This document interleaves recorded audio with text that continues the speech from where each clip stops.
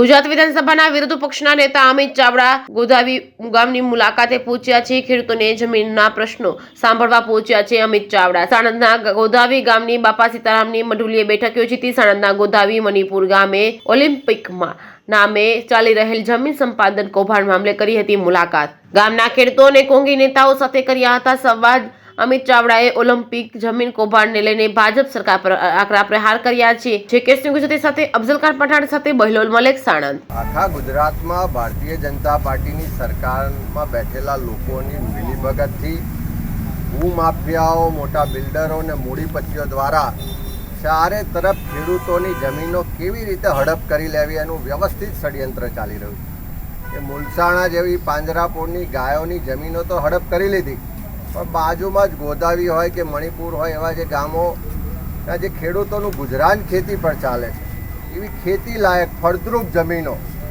એક એવી વાત ફેલાવવામાં આવે કે 2035માં ગુજરાતમાં ઓલિમ્પિક યોજાવાની અને ઓલિમ્પિક વિલેજ બનવાનું છે અને ઓલિમ્પિક વિલેજ માટે સરકાર સંપાદન કરવાની છે જમીન. એટલે તમારી જમીન અમને આપી દો, નહીં તો જંત્રીના ભાવે સસ્તી સરકાર લઈ લે છે. અને એના બહાના હેઠળ સરકાર, બિલ્ડરો અને અધિકારીઓની મિલીભગતથી આખું એક ષડયંત્ર યોજાય છે. એક પરિપત્ર કરી અને જમીનો માપણી કરવાનો હુકમ કરવામાં આવે છે. 250 એકર જમીન જોઈએ છે એવું પરિપત્રમાં લખ્યું છે અને એની સામે 2000 એકર જમીનની માપણી કરવામાં આવે છે. પોલીસ લઈને માપણી કરવા જવામાં આવે છે અને ખેડૂતોને ડરાવવામાં આવે છે કે તમે આ જમીન વેચી દો, નહીં તો સરકાર સસ્તા ભાવે લઈ લેશે. ખેડૂતોમાં ડર ઊભો કરી અને પાટલા બાયણે કેટલાક મોટા બિલ્ડરો, કેટલીક કંપનીઓ દ્વારા ત્યાં જમીન ખરીદવાની શરૂઆત થાય છે.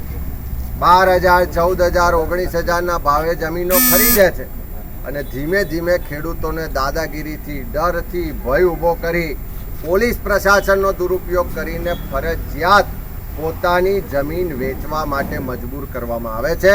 ત્યારે આ દાદાગીરી, આ તાનાશાહી, આ ભૂમાફિયાઓ, આ સરકારની સામે લડતા જે ખેડૂતો છે એમની રજૂઆત સાંભળવા માટે આજે અમે આવ્યા હતા.